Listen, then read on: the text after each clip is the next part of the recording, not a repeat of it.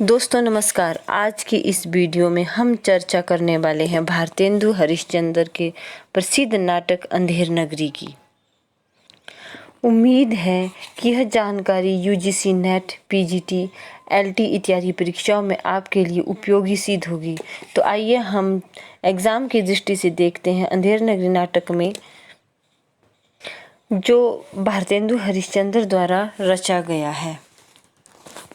अंधेर नगरी तो हर काल में मौजूद रहा है, हर स्थान पर।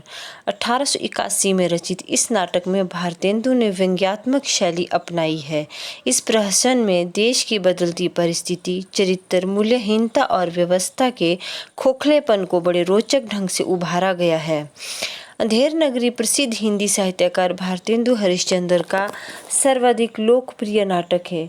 6 अंकों के इस नाटक में विवेकहीन और निरंकुश शासन व्यवस्था पर करारा व्यंग्य करते हुए उसे अपने ही कर्मों द्वारा नष्ट होते दिखाया गया है। भारतेंदु ने इसकी रचना बनारस के हिंदू नेशनल थिएटर के लिए एक ही दिन में की थी।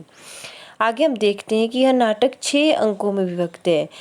इसमें अंक के बजाय दृश्य शब्द का प्रयोग किया गया है। पहले दृश्य में महंत अपने 2 चेलों के साथ दिखाई पड़ते हैं जो अपने शिष्यों गोवर्धन दास और नारायण दास को पास के शहर में भिक्षा मांगने भेजते हैं। वे गोवर्धन दास को लोभ के बुरे परिणाम के प्रति सचेत करते हैं और दिखाते हैं कि लालच कैसा होता है।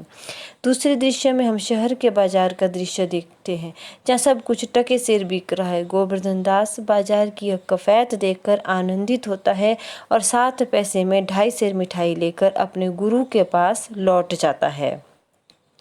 तीसरे दृश्य में हम महंत के पास दोनों शिष्य लौटते हैं। नारायण दास कुछ नहीं लाता है जबकि गोवर्धन दास 2.5 सेर मिठाई लेकर आता है। महंत शहर में खुशगुणी और अवगुणी को एक ही भाव में मिलने की खबर सुनकर सचेत हो जाते हैं और अपने शिष्यों को तुरंत ही शहर छोड़ने को कहते हैं।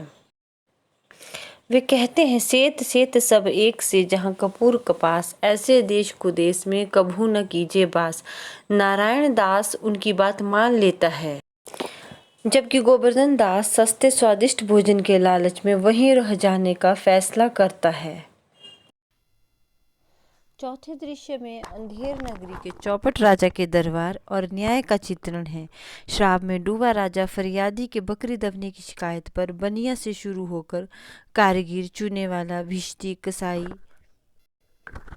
और गडरिया से होते हुए कोतवाल तक जा पहुंचता है और उसे फांसी की सजा सुना देता है।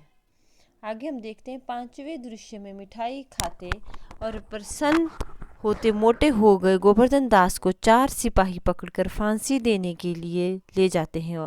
वे उसे बताते हैं कि बकरी मरी, इसलिए न्याय के खातिर किसी को तो फांसी पर जरूर चढ़ाया जाना चाहिए। अब दुबले कोतवाल के गले से फांसी का फंदा बड़ा निकला तो राजा ने किसी मोटे को फांसी देने का हुक्म दे दिया। आगे हम अगले दृश्य में देखते हैं।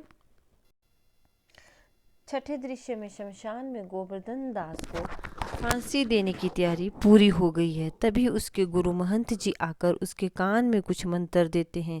इसके बाद गुरु शिष्य दोनों फांसी पर चढ़ने की उतावली दिखाते हैं। राजा यह सुनकर कि इस शुभ सैयत में फांसी चढ़ने वाला सीधा बैकुंठ जाएगा, स्वयं को ही फांसी पर चढ़ने की आज्ञा देता है।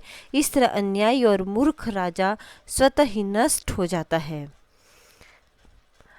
हम इसके चरित्र देखेंगे अंधेर नगरी में कि कौन कौन से पात्र लिए गए हैं।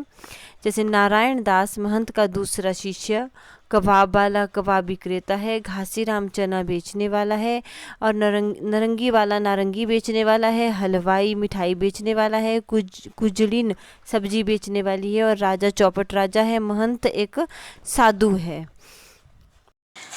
आगे हम देखते हैं मंत्री चौपट राजा का मंत्री है। 2 नौकर राजा के 2 नौकर है। फरियादी राजा से न्याय मांगने वाला, कल्लू बनिया जिसके दीवार से फरियादी की बकरी मरी, कारीगर कल्लू बनिया की दीवार बनाने वाला, चूने वाला दीवार बनाने के लिए मसाला तैयार करने वाला, भिश्ती दीवार बनाने के मसाले में पानी डालने वाला, कसाई भिश्ती के लिए मशक बनाने वाला और गडरिया कसाई को भेड़ बेचने वाला और कोतवाल मेरी इस वीडियो को पूरी देखने के लिए धन्यवाद। तो मिलते हैं अगली वीडियो में।